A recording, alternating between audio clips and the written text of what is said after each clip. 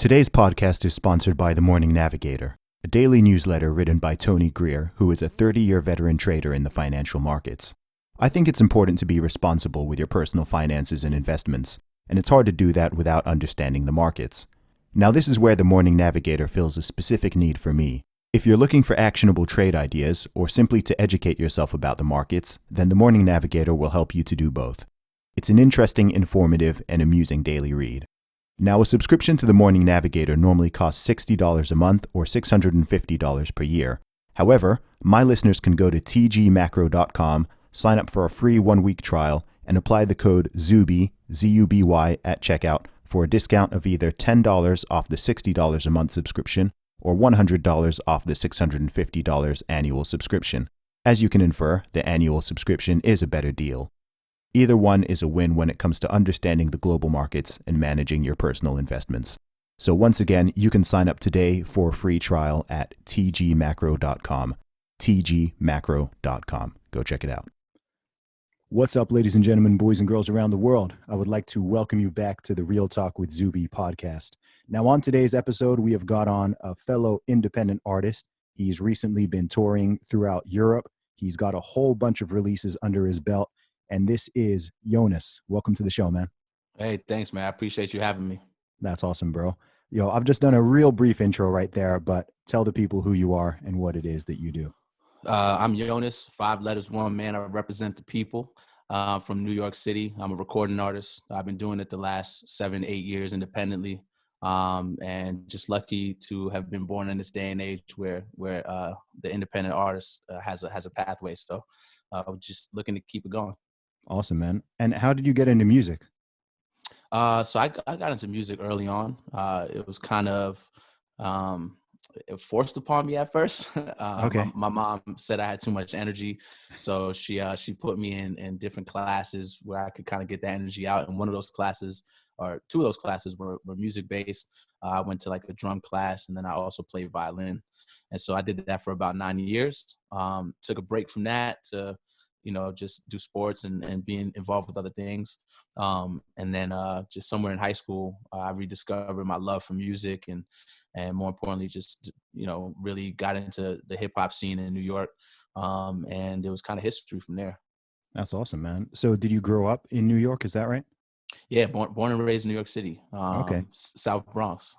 Okay, cool, man. And what Yeah. was that like for you growing up? It's crazy. It was crazy.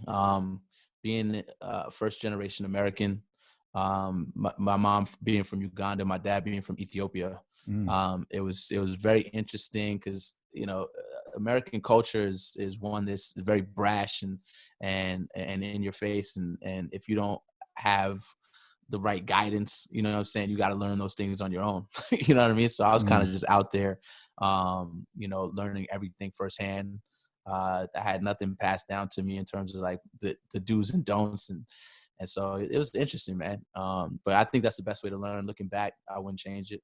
But New York is definitely very fast paced, and for kids, it's crazy. You learn things super early. You know what I'm saying? Like you learn how to defend yourself. You learn how to throw a punch. You learn about girls and drinking and drugs and all that. But by the time you're 10 years old, you know what I'm saying? So it's kind of crazy.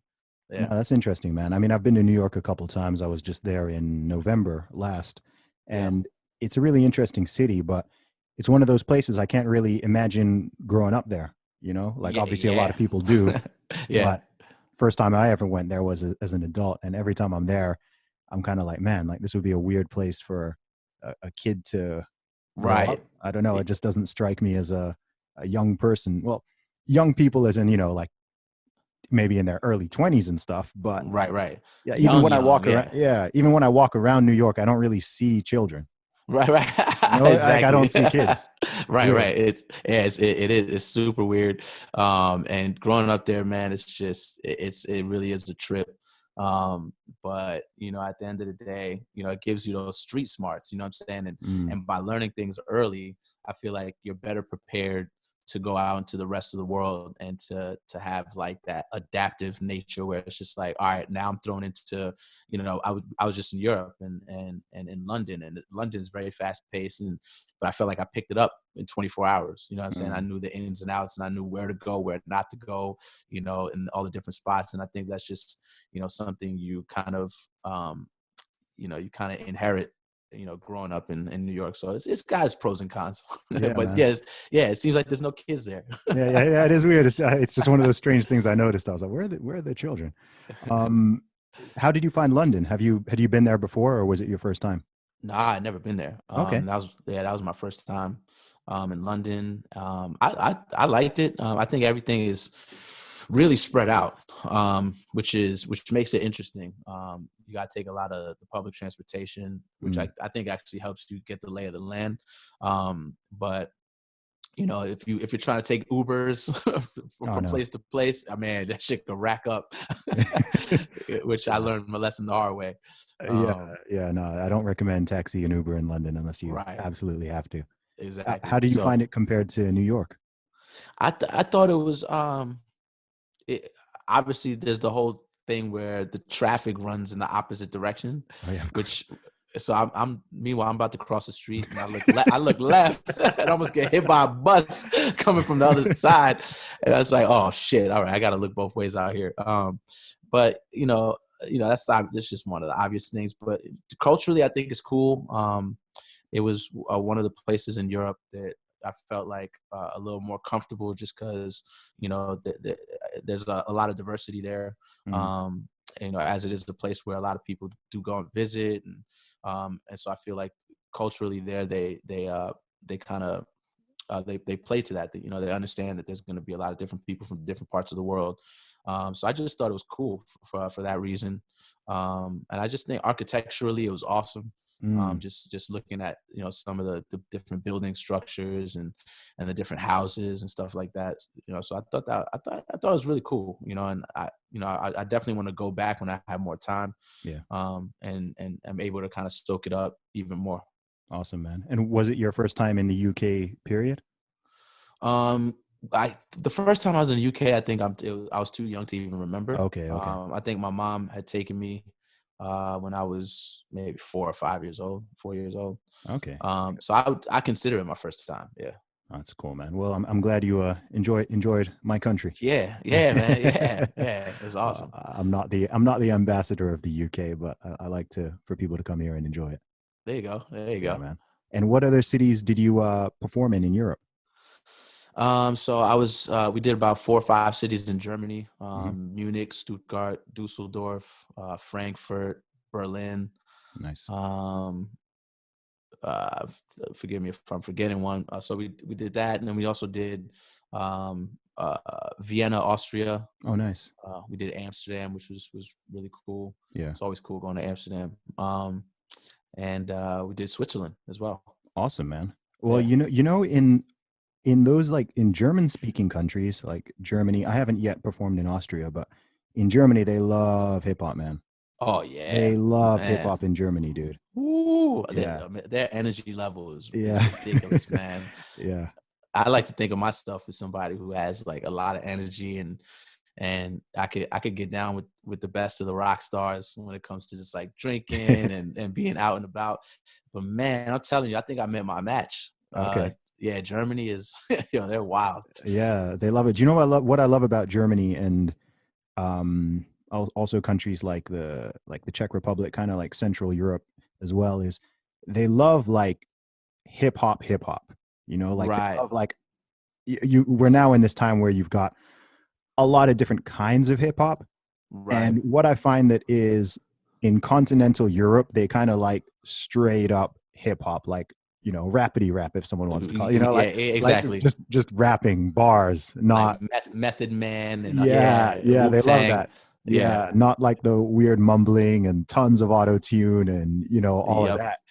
That's and I think both of our styles in terms of rapping are more lyrical focused, wordplay, being able to understand every word. It's more Right. traditional in that kind of sense. I was listening to I've been listening to a lot of your tracks, and you know, there are bars. It's not just, Yeah. I don't know. We live in this time. I don't know what you think of it. I mean, It's not fluff. It's not fluff, and it's not, you know what I yeah, mean, it's to not just hiding like, behind melodies and stuff like that. yeah, Yeah. it's like, okay, he's saying something, you know. Right. Okay, Exactly. there's lines, there's thoughts that's going into the lyrics. We live in this time where it's yeah, it's strange. It's like the lyrics are kind of an afterthought to a lot of people. Mm-hmm. The Yep. lyrics almost, I hate it when people kind of say lyrics don't matter. Like I feel a part of my soul gets hurt when people say, Oh yeah, but but it's that's what a real. lot of people think now. So it's Yep. refreshing to hear that and just be like, okay, cool. Like there's actually some content here. It's not just a Absolutely. vibe. Yeah, man. Yep. I So agree so tell us, 100%. awesome, man. So tell us a little bit more about how you got into hip hop. I mean, of course, growing up in New York, I assume that was a pretty huge influence just everywhere. Oh yeah, hip hop. I mean, you go out for recess at lunchtime, and you would hear, the newest mixtape. Back then it was mixtapes. We don't Mm, have mixtapes anymore, unfortunately. But yeah, back then you would, literally just at recess, at least where I went to school, which was in East Harlem. That's where I went to elementary school, and Biggie used to hang out across the street from my school. okay. Right, Biggie, Mace, or the whole Bad Boy family. I felt like hip hop was very much still a part of the community, if Mm, that makes sense. Where rappers weren't afraid to be outside. You know what I mm, mean? mm. They weren't afraid to be outside. They weren't afraid of the violence that occurs nowadays. Um, and I think it's very unfortunate now that you've got people that like Nipsey, RIP, just people that are just trying to be cornerstones for their neighborhood can't Yeah, even do that anymore. You know what I'm saying? Because the level of envy, the level of conflict, I mm, think has gone up. You know what I'm saying? And so it's a lot of, especially as young black men, and then police brutality is always still around. That's been around, since the police force was created. And so, it's tough. It makes it tough to be in our communities and be tangible and be people that we can, what I'm saying, touch and feel and see that the dream is very real. yeah, Now we have to discover pretty much everything from a distance on the computer or on your phone. So, for me, it was like, hip hop it was there, right? And this is the era where there's like still boom boxes, you know what I'm saying? Stuff like that, hmm, where people are playing music not in their headphones for themselves, but playing music for everybody. You know what I'm saying? So you would literally hear it everywhere. And so from the age of 5, or as long as I can remember, hip hop has been, the background music to my life, and has been, a huge part of my life and my music experience. sure. And so, it's natural that, my first album was actually a cassette. It was as Mace's Harlem World. Oh yeah. That was my first Okay. album ever. What was your favorite Um, track on there? oh man, I don't even know if I could pick one. Um, Mine is Tell take me what's yours. what you want from me. Okay. We had that joint. What else we had? I mean, it's just so many. And Why you it's so, over there looking at looking me? at me, Like, girls up in here. yeah, I love that. I love that. Yeah, man. So it's Yeah. just, it's just, hip hop was fun. There's just a great energy about it. It was very fresh and new too at the same time. Hmm. And so, it's just supernatural that it's just something that I turned to, later in life when it was my turn to get, my creative energy out, Yeah. just because it had been part of my life since pretty much day one. Yeah. There's something you said there which struck me when you were talking about how artists can't sort of be there in their communities now like they Hmm. used to be able to. Why do you think that is? What is it that you feel has changed? Man, I just think I think it's I think it's deep. I think it's from a psychological standpoint. Mm, I think it's the generation that we have now. Um, the hip hop community has not been taken care of the way that it should have been taken care of. We've been treated like a stepchild, until now, us, hip hop and rap being the number one genre in the world. Mm. But up until this point, it was like being treated like the stepchild, and more importantly, the communities in which hip hop come from, like the communities where it comes from, have been neglected. Mm. We've gone through the crack epidemic, which a lot of people feel like was, purposely implemented, Mm-hmm. and just the poverty levels, and eventually, like my man Tupac said, it's like we're gonna try sing our way through the door, Yeah. right? And it's gonna be a gentle melody because we're trying to convince you to let us in. Mm-hmm. You're not gonna answer the door. All right, cool. Now that beautiful melody is gonna turn more into a little bit of a chant, right? We're Mm. gonna be like, yo, let us in. We out here trying to get some food. We see y'all in there. Y'all got all the food, Mm. and then you don't let us in. Then eventually it's going to be the type of energy where it's like we're kicking in the door, Yeah. and it's going to be a very forceful thing. And I think we've entered that point. And so to kind of circle back to answer your question, it's like I feel like the same thing is happening to our artists. You know what I'm saying? It's like you look at certain artists and you think, okay, that's a prized possession. If I tag him, if I get him, you know what I'm saying? Now I got the juice. Now, Mm. I'm that guy. And so it's like a power struggle, Yeah. which I feel like is going on. And also just there's a lot more envy, because people Yeah. have less and less and less. And it's like, there's it seems like the only way to get an opportunity, or the only way to change your situation, is to do it by force. And Mm. so it's just, everything is forced now. No, it's a shame. I mean, I asked that question because I mean, I don't know. I mean, even with New York City, I mean, as far as I know at least statistically, Mhm, it's a lot safer now than it mhm, was in the 90s or maybe even in the early thousands. mhm, So sort of despite that overall decrease in crime, mhm. I'm just curious as to what it is in people's mindset and mentality that has sort of changed in that direction, that they would, target people who essentially are even from their own community, right? These are the people you were mentioning Nipsey Hussle. Mhm. And of course, one of the saddest and most shocking things about his death was, this was in his own community. This is a guy who Mhm. is there helping, giving back, doing charity, employing people, all that kind of stuff in his own neighborhood, and who hasn't just thought, okay, I got the money, I'm bouncing, like, I'll see you guys later. Right. He's doing what he can. And so I think one of the saddest things, beyond a young, talented man losing his life, of course, Mhm. I think one of the saddest things was just those sort of circumstances around it. You're just like, man, like, Yeah. come on, man, like I see stuff like that, and I'm not from that area. It's not my own community, but it just kind of makes me shake my head and be like, man, like this is the problem here. Yeah. How are people going to behave like this? Yeah, no, absolutely. Yeah, I agree 100%. And then Yeah, a whole another thing to that is like it's the gang culture. You know what I'm sure. saying? Like gang culture has grown, Mm, especially in hip hop. And half the artists you see these days are affiliated somehow, some way. And so I think that's another part of it as well. That's unfortunate. Um, carrying that energy into the music business, yeah, which has always kind of been there, but I feel like now it's more popular. You know what I'm saying? And that now it's more in your face. So sure. that's a whole nother side of it. But I think too, it's like crime in New York has gone down. Then you look at like the situation going on in Chicago, Mm, yeah, and LA is always LA. And there's different pockets where I think some of these things happen.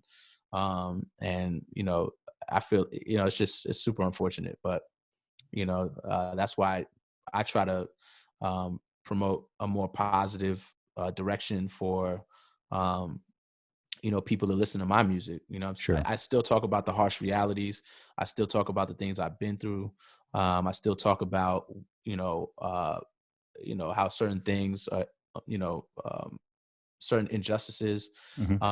But at the end of the day, I try to at least finish the message with something that you know is pushing forward, Sure. something that is going to help to grow the culture and to progress the culture forward. And at least hopefully I do my little part, and Yeah. yeah. Well, dude, that's important, man, because the way I look at the world is, everything ripples outwards. Right. So whether you put out something, whether you put out positive energy or negative energy through your own life, the way you live, your own music, the messages you're putting out there and everything, I wouldn't play down how important that actually is. I think a lot of people play it down, but we're all like nodes on a network. Everybody, especially these days, we're all like 1-2 degrees of separation away from each other. Yep. So if you put out something positive, especially as an artist, right, you're reaching thousands, hundreds of thousands of people every year. Yeah. So if you can give them something positive, I do believe that that has a ripple effect. And the same goes with negative. You've got people, who are influential to millions of people, and it's like, okay, I can see both sides. On one hand, there's the, okay, it's just entertainment, and someone might just be doing that. But if certain artists are crossing that line between just commentating or sharing their stories versus glorifying Right. Right. stuff, right, to me, that's the there is a line. I don't think all artists go one way or all artists go the other, but there's certain stuff in hip hop where it's kind of hard. If you're being honest, it's kind of hard to argue, okay, this is kind of just Right. this is just glorifying this thing. Right. Absolutely. And And you've that's the got thing. millions. Yeah. How do you know, like, how do you know where that line is? Mm, Right. Because our biggest job is to make a track sound good. You know what sure. I'm saying? For all the listeners out there. So like, I'm curious to like what your take is on Mm, like where is that line? You know what I'm saying? yeah. Like if you're gonna talk about something, you know, and it's controversial to that degree, and Mm. and there's a chance of you glorifying the street life. Where do you draw that line? Yeah, it is a tricky one. I mean, there's a Jay-Z lyric that always hits me, where he said, Hove did that, so hopefully y'all won't have to go Have through to that. go through that, Yeah, right, right, exactly. right, Like, to me, that's kind of the line, you see, where right, it's right, like you're showing both sides of it, where it's like, okay, maybe I did this and that, but here's the opposite side of it, or but my homie did this and he's dead now, or he's in jail right, now, or right. this person is, or whatever, right? Not just like, okay, you can just totally live this life and it's great, and there's no consequences, there's no downsides, this is the thing to do. Like, to me, that's when it starts going into glorification territory. Okay, so talk about the consequences. Yeah, the Got you. consequences, right? The Okay. consequences, and sharing, yeah, sharing the both sides of it, not just the, yeah, like, let's do this drug, let's sell this crack, let's do Right, this, right, right. it's Makes you perfect know sense. you know Yeah, like, that to makes me, sense. that's where that I think that's where the line is. And I mean, I'm very much big on individual responsibility. I don't think that, in a perfect world, nobody would listen to anything and, take it totally on board or seriously. But, again, if we're being honest, if you've got someone who's in a vulnerable position, and, maybe Yeah. their parents aren't around, or they don't have a father figure, and they're just being led as, it's, I don't think I'm not in the camp of thinking, yeah, the music is the reason for the problems, but there's some stuff where I'm like, I don't think it's helping. Right, right, Like, right. Yeah, yeah, I yeah. don't think it's helping. I think, because I mean, you make music, I make music, so I'm sure you've certainly seen the positive impact that your music has Oh on people. yeah, yeah, Exactly. absolutely. Yeah. And everyone accepts that part. So I'm like, okay, so on the flip side, nobody can tell me that it's not at least possible for it to also have a negative impact. If it can have a Right, positive impact, of right. course it can have a negative impact. So, Absolutely. Yep. I just think everybody, yeah, I don't know. I don't want to dwell on it too long, but in terms of your own music, Mhm. um, firstly, we talked a little bit about how you got into it, but what was the first thing you put out there? What was your first project or single or mixtape, or when did you Oh put out your man. first project?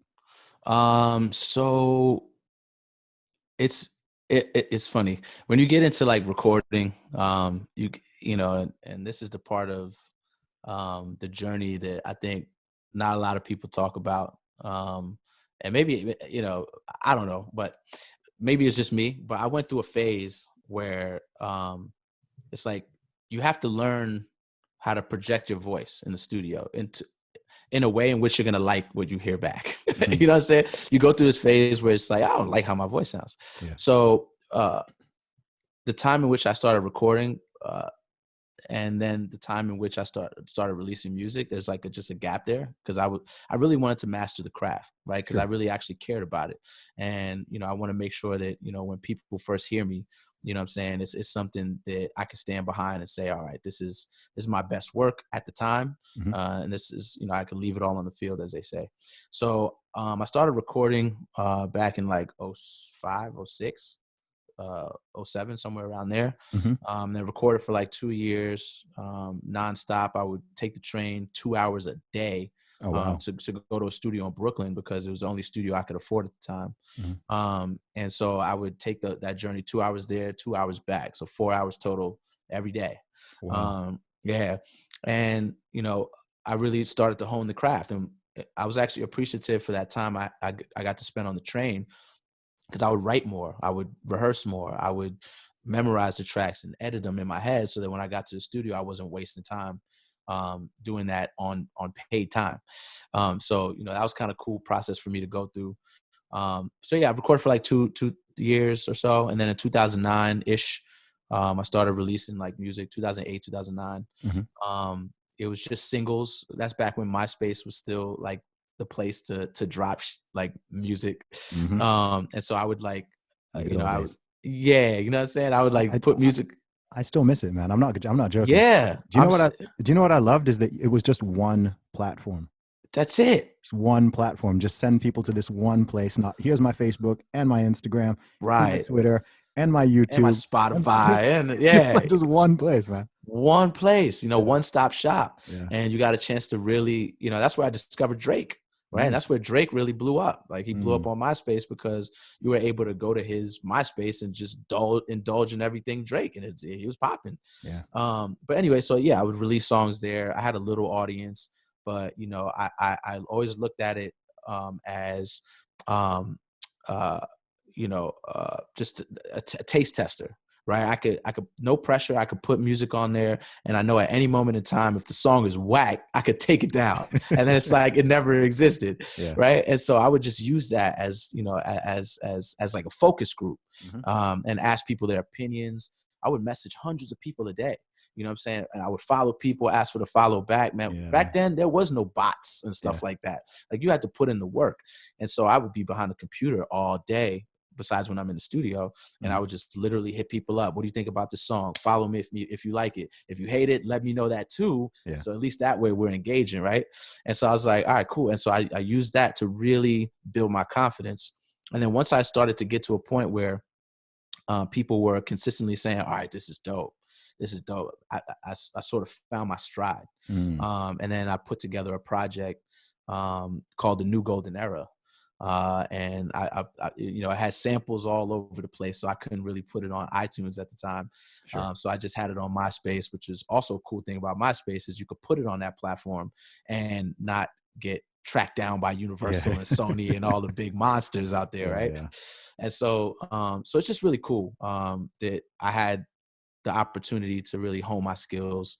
But yeah, around 2008, 2009 is when I dropped some of my first stuff. And I consider the New Golden Era my first mixtape.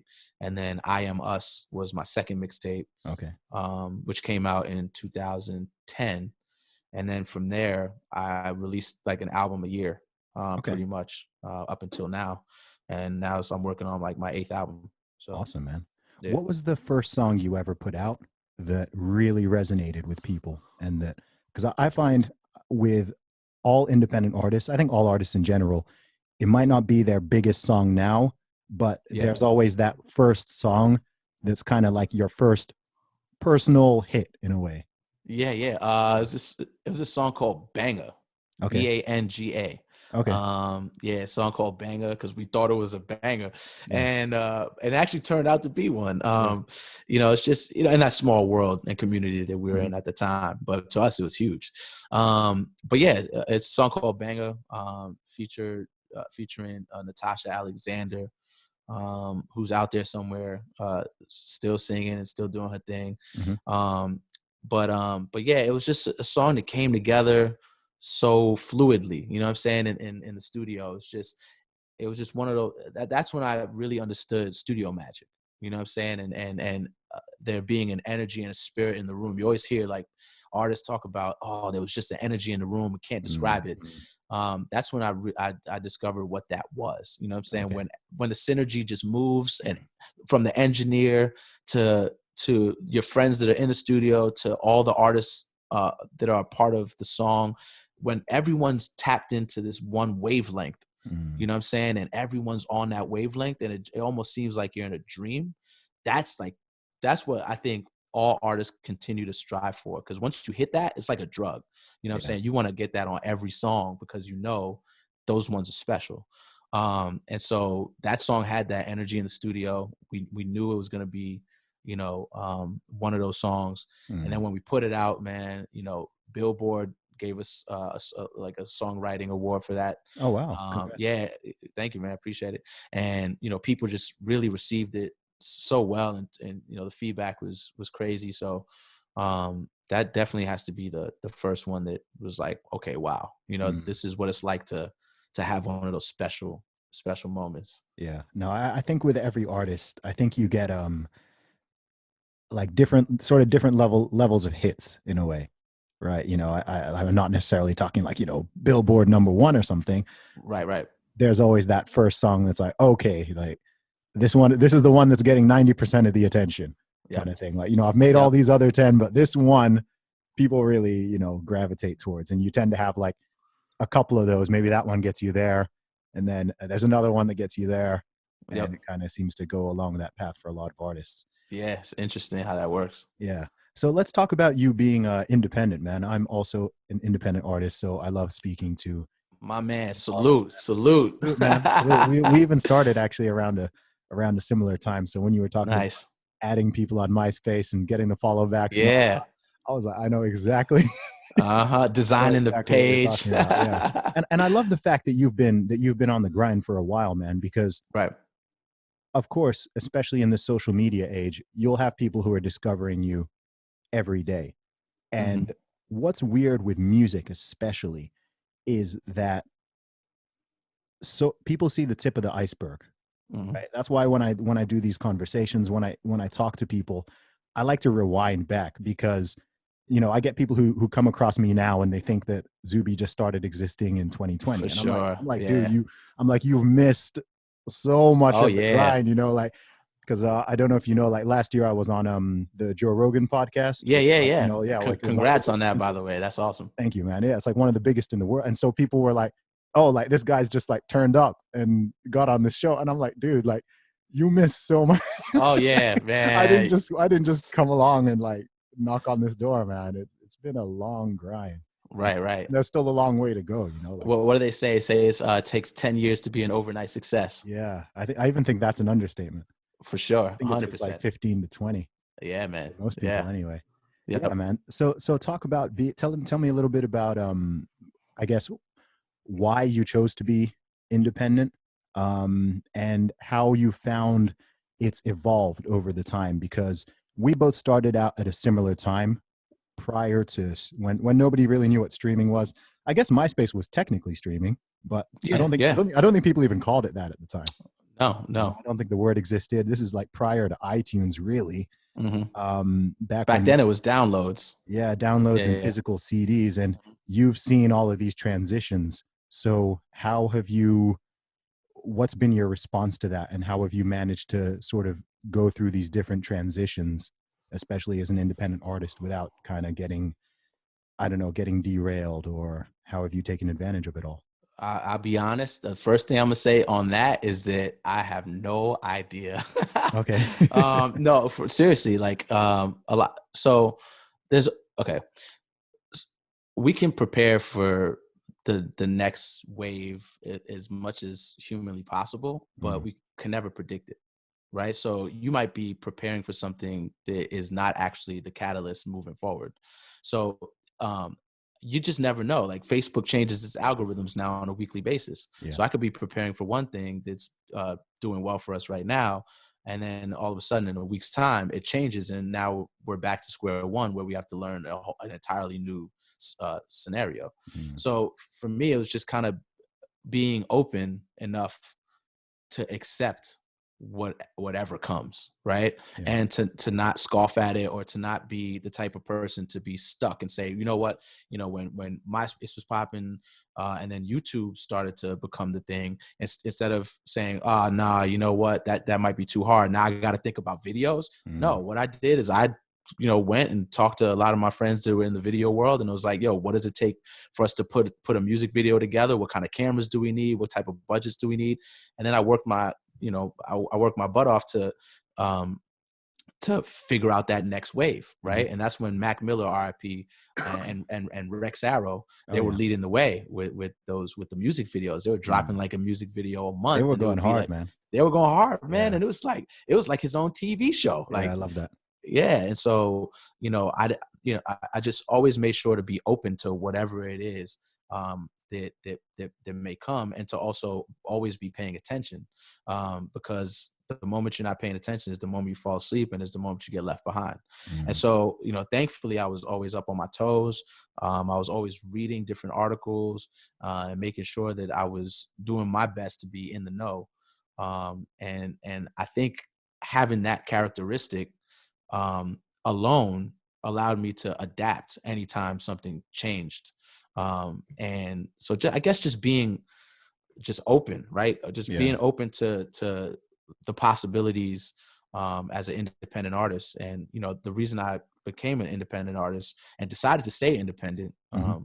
because we did turn down some label situations, was because, I really do believe in owning my masters, and owning my publishing, more importantly, Sure. and just being in a position where I can control, uh, the quality of the content, Mm-hmm. and also the pace of the content. I think one reason that a lot of people right now are going through like these mental health issues is because there's such an immense pace that this content needs to come out. And you've got these young kids, it's like 18 to 21, and you're throwing them into so many different situations all over the world, day after day after day after day, hour after hour after hour. You're driving these kids crazy, Yeah, for right? real. And you know what I'm saying? And Mm. so I don't have to do that. Ain't nobody telling me when I got to drop something. I can take my time if I need the time, to make sure that it's done right, or I can speed it up if Mm-hmm. I feel like I need to speed it up. And so I think that's a very important thing to have, like, in this day and age, just to keep your mental state, at a place where it's healthy, Yes. and to also keep your creative space, um, in a place where it's healthy. Because I think if you try to force things, that's when you come out with terrible music. You know what I'm saying? Like, you're going so fast, Yeah. you don't really have time to even sit on a song for more than a week in a lot of these cases, Yeah, man. and really and see if you still like the song after 7 days. And so I think being independent is just so beneficial for all those things. And I think the biggest benefit of being independent right now, is that it's lucrative, right? Sure. Back in the MySpace days, it was hard to convince people to, go to iTunes. There was no Apple Music; it was iTunes. Yeah, To convince someone to go to iTunes and spend $9.99. it's You know what true. I'm saying? Nowadays, you spend $9.99 and you get every album that ever existed. Mm. You're able to stream it. And so I think that transition is one of the best transitions possible, is that we can make money off streams, Mm. and which is an easier threshold, to convince people, new listeners, to give you a shot. You know what I'm Yeah. saying? So That's so interesting, man. See, that's one place where that, like, because I used to primarily sell CDs, right? I was a very physical right, based artist. So right, I'm not someone who, like, I was so resistant. Like, I'm still a little bit resistant to streaming. Right? right, right. Like, I'm with you. I'm with you. because I remember when streaming started up, and I was kind of like, yo, wait, hang on. So, like, I'm here charging like £10 for my albums. Right. Now you're just like, y'all are giving like everything away for free, and you want to give me like, so Pennies on the dollar. dude, yeah, for years, literally. I mean, this might be one of the mistakes that I made in hindsight, is how resistant I was to it. Because, Uh, rather than embracing it and thinking, okay, let me make this thing work for me, I was like, no, like I'm not directing anybody Right. towards these streaming sites and stuff. So I think I was a little bit short-sighted in that regard, but I was making like 90% of my income was coming from Right. physical sales. So Yeah. it's like, man, I can't just give this up to, Right. you know, to get a fraction of what I'm currently making. So, Yeah. I've worked it out and made up for it in other ways over the years. Yep. But that's one aspect in my music career where in hindsight I'm kind of like, I should have kind of jumped on that early and really embraced it and whatever. But Hey, that's a past is the learning past. lesson. That's Exactly. exactly. And Yeah. so, you can only grow from there. Yeah. We're using like PayPal and stuff to like, and then Dude, shipping CDs out.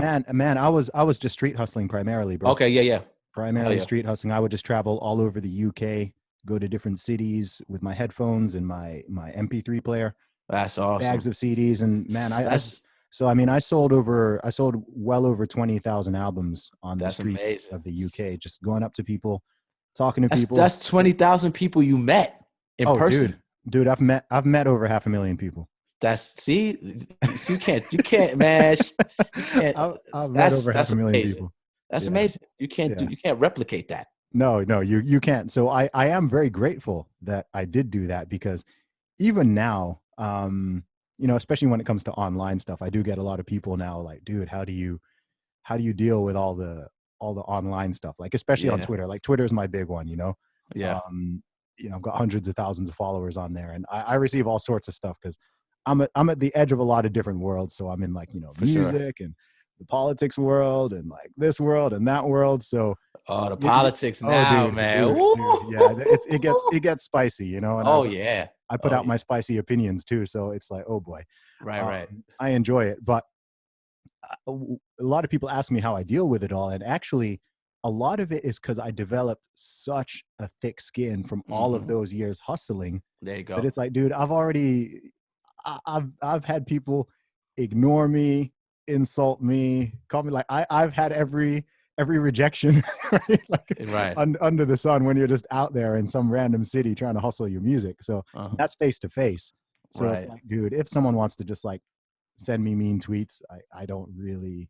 That's nothing. Yeah, you know what I mean. That's nothing. I'm like, this is nothing, man. Yeah. This is fine. Yeah. So let's talk a little bit about the future. So you've just finished your European tour. You're Yeah. back in the US now, and Yep. where do things go from here? Honestly, just picking up the consistency, just because I feel like it's time to really focus on not only the quality but the volume. Mhm. Just because I have given myself these breaks. I had a daughter in 2018. Awesome. She's about to be 2. So I wanted to um, try my best, you know what I'm saying? Try my best to balance between family and music. And uh, I've failed a little bit at balancing, Yeah, of because it's really hard, course, I can imagine. especially, with a career that requires you. It's not even an option. If you want to succeed, it requires you to be in a major city and on the road Mm, constantly. And so, for me, at least giving it a shot to try and have that balance was something that was important to me. So it took a little bit away from me doing music as aggressively as I've been known to do music. mhm. And so, that being said, now I feel like I'm in a little bit of a groove. I'm really starting to figure it out. After 2 years, Yeah, yeah. but but now I think it's a time, and we've got a great team. We've assembled a great team. My manager, publicists, and distribution companies are all in line, and it makes sense for us to ramp it up just a tiny bit. So we're gonna start releasing singles, starting with the next one called OMG. Mhm. That one's coming out February 21st, and then after that, we're just gonna release really interesting visuals, stuff that makes people think. One of my biggest things is saying that I'm trying to hide the medicine in the candy, I right? like that. Yeah. I really want there to be that message there, no matter how melodic or commercial sounding the song sounds at the surface. messages in there that people can discover, right? Little Easter eggs and stuff like that. So I want to make sure that that's not only in the music, but that's also in the videos. And so we're working with some directors who are writing treatments right now. And that's a part that I'm really excited about. And yeah, so that's the future, man. It's just a lot more, a lot more content. I want to do more podcasts like this. Okay. Thank you for having me. Seriously, I think You're this is my welcome, bro. first real. This is my first one. Oh, So cool. this is Awesome. history right here. Awesome. You know what I mean? And and just give people the opportunity to see me. You know what I'm saying? See who I am. Like, it's. We used to have the blogs, and the blogs used to write articles, written articles, and people actually used to read at one point in time, right? And now I feel like it's more intimate, right? We need to be in platforms like this, you sharing your story, and whether it's verbing people the right way or the wrong way, right? You're there and you're making people feel something, which is awesome, right? And that's you, and you're meant to do that, and so more of this, and more music, more videos, and just really continuing to tell the story, right? And continuing to let people know that there is a way when it comes to independent artistry, whether you're somebody who paints on stretch canvases or you record in the studio all day. There's a way forward. You can control your own situation, your destiny, and if I can be that person to if I can be proof that it works, then I'm gonna continue to push that forward, and that's what my future kind of looks like right now. That's awesome, man. And is there an overarching message that you want people to get when they listen to your music? I'm not going to ask you what do you rap about, because I'm sure you find that just annoying as annoying as I do, right? So, so I'm going to ask, like, what's the overall overarching theme? If someone listens to a couple of songs, if they listen to an album, is there something that you want them to take away from that? Yeah, that you're not alone. You know what I'm saying? Like, there's, we're out here, right? We're all going through this together. And, I think the biggest, I think one of the toughest things is feeling like you're alone in your struggle, or feeling like you're alone in whatever it is that you're going through. And, feeling like you're not alone can be one of the most rejuvenating and like rejoiceful things, is to say, oh, you know what? Someone understands what I'm going through, and if they can make it through, I can make it through. And I think even just that alone helps to create and form a more positive outlook for somebody once they realize that it's not just them. And so it's inclusive, right? And I that word is getting so cliche right now. You know what I mean? It's like, what is he talking about? I just mean in all senses of the word, right? It's to be inclusive. Like, it's just not to discriminate against, or what I'm saying, bully anybody out of a situation. Is to be welcoming and to say, this is the movement. And it's not all pretty daisies and roses, right? Like, it gets tough. You know what I'm saying? We might have to, go protest something. You know what I mean? And we might have to tell people, yo, check yourself, because that's not what it is. That's not the move. And that might happen, right? I'm known to curse a cop out, right? Just because, no, I'm serious, man. It's like, yo, I gotta let when something wrong is happening. Yes, not just for no reason, but not I'm not just gonna walk up this guy's brave. No. I'm in the UK. They don't have guns here. Oh yeah, well, see, you would get away with it a lot easier than I would. I've been staring at the wrong end of the gun once in my life, once or twice. But it's just like, you know what I'm saying? Like, if I see injustice, that's the biggest thing for me. It's like, to speak up about it. And so that might happen. It's not pretty, right? And it's something that could get me in a lot of trouble, and has, quite frankly. But at the end of the day, my overarching message is I just don't stand for injustice. And I want to make sure that people don't feel like they're alone. You know what I'm saying? And if I can make music that makes you feel included, makes you feel like you have a family, even though we might not be, in touch in the physical world, but if you can throw your headphones on and listen to the music and say, you know what, I this makes sense to me, that's more than I could ever wish for. I hear you, man. How has becoming a father changed your outlook? Whoa. Oh, it's crazy. Especially I got a daughter. So that's a whole nother ball game, man. Yeah. It's just, it's called Real Talk with Zuby. yeah, man. Oh man. I mean, it's, you know, it's still hitting me. I'll be quite honest with you. I've heard, um, I've heard it before where, you know, friends of ours, or, you know, just people in general say, "Oh, it instantly makes so much sense." You know, it's like love at first sight. Yeah. My daughter, she didn't. I just didn't. You like, they're covered in blood, and it's like crazy, and it's like you're in the delivery room, and it's just like, what is happening, right? Yeah. And you're experiencing all this for the first time, and it's like sensory overload. And then, you know, you've got your significant other, and she's going through the process of giving birth, and then so you're just like, oh, you're trying to be attentive, but then you got a screaming baby that's covered in blood. And so for me, it wasn't like instant. Yeah. To me, it was like, man, I'm like on an episode of Oz. Like, this is crazy. And so it was like, you know, it wasn't instant for me, but I think that's also beautiful, because then it's a journey at that point to getting to know this new human, right? And getting to know, as she grows, it's like, and develops a personality and is able to talk, right? And is able to walk and form her own personality. You know, we're getting to know each other, and it's I think that's a beautiful journey. So even if it isn't just instant, I appreciate the gradual love that gets built, you know, as life kind of progresses, right? And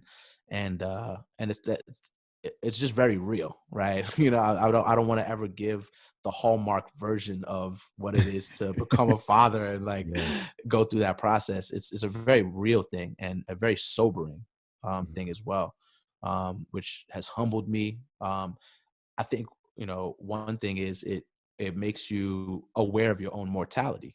Oh yeah. Right? Because now you want to be there for your kid. You want to experience all these moments, all the graduations, the wedding, you know, you name it, the proms, everything. And the fact that you may not is kind of crazy. You know what I'm saying? Like, you start to look at it as like, I'm not guaranteed to be there for that, you know, and that it kind of sucks. It like makes you sad, you know what I'm saying? Like, I hope, you know, and then you get into that space where it's like, I hope I can make it to all those different life events, you know, and so it just really makes you aware. That's you awesome, know, that nothing is promised. Yeah, no, I'm not a father yet. I will be eventually. But the one thing that, I mean, I'm the youngest of 5 kids, and you know, I've got 9 Oh, wow. I've got 9 nieces and nephews. So so you got a lot of practice. Yeah, I've seen the process a lot. Right.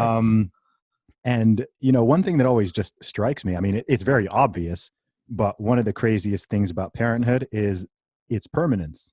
You know, it's like, it's permanent, right? It doesn't matter how old you are. I mean, I was talking to this is a few months ago now, but I was talking to an old man who was like he was in his 80s. And I was talking to him, and he was telling me about his family, and he was like, you know, I have 3 children. He was like, I have a 70-year-old. Oh my! I have a 68-year-old. I was just laughing, you know, because I was like, that's so funny to hear. I have a 70-year-old, and it's like, right. That's still his child, right? Oh my goodness, that's amazing. You know, like, that's still his kid. Like, that's wild. I was like, man, that's so funny. And he's like, yeah, you know, I still worry about them. Like, you never stop worrying. And I'm like, man, that's just funny. You know? The question is that still your, like, you know what I mean? Like, you know how they ask that question? It's like, but you'll always be my little whatever, right? My little boy or my little girl. Can you justify that with a 70-year-old? It's funny, isn't it? That's amazing. It doesn't matter, because they still remember when they were just crapping in their pants and having to change their diapers. And they're probably back to crapping in their pants at 70.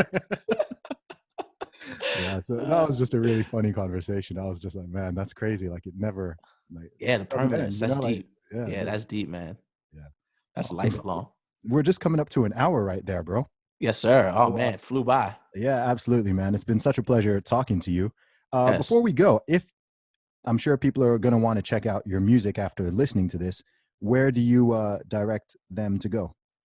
Spotify is the biggest platform for us. Mm-hmm. But if you don't have Spotify, we're everywhere. Apple Music, Google Play, Napster, you name it. Awesome. Pandora. And so yeah, just if you have Spotify, hit us there. It's the place where we're most active. I love how Spotify has that the social aspect to it. And then other than that, the biggest platform we're on, because I like to direct people to one place and not 1,000, Yeah.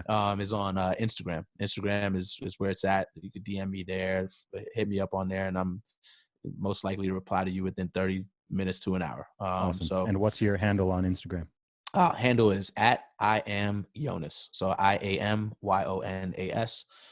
Yeah, just holler at me anytime. Awesome. We'll put that in the podcast description. Yonis, it's My been man. great talking to you, bro. Zuby, man, I appreciate you, man. Like, we just made history right here. It's the first one. Yep. Hopefully not the last. I truly appreciate you having me. No doubt, man. I wish you all the best this year and onwards. Thank you, brother.